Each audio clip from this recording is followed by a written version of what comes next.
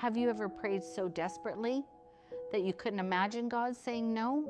Maybe you fasted, maybe you cried, maybe you held on to every promise you knew, convinced that if God would just say yes, everything would finally be okay.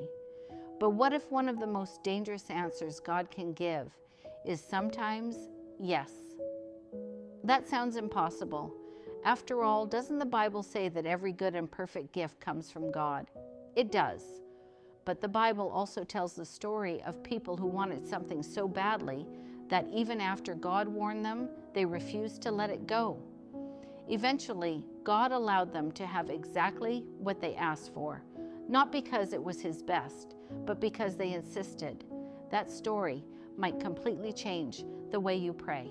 Israel had something no other nation had. They had no earthly king because God Himself was their king.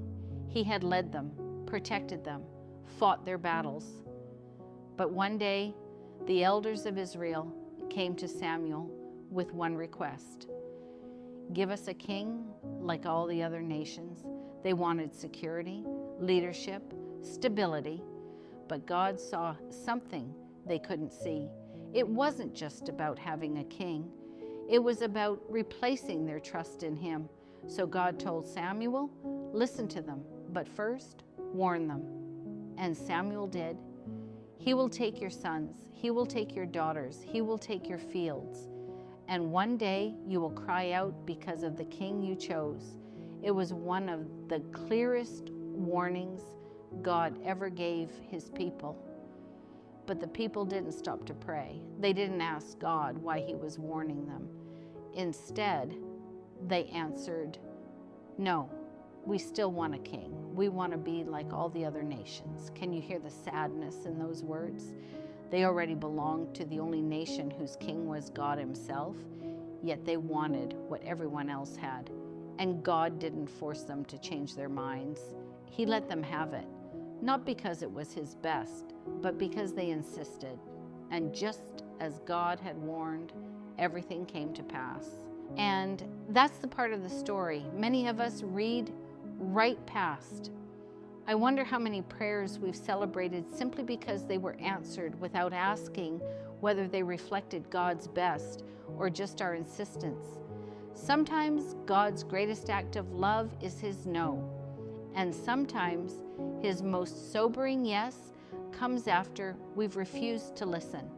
But centuries later, in a completely different garden, a completely different kind of prayer was prayed. This time, it wasn't a nation asking for its own way. It was Jesus. The cross stood before Him. The weight of humanity's sin was only hours away. And He prayed, Father, if it is possible, let this cup pass from me. Jesus didn't pretend. He brought His deepest desire honestly before His Father. But then He spoke words that changed everything. Yet not my will, but yours be done.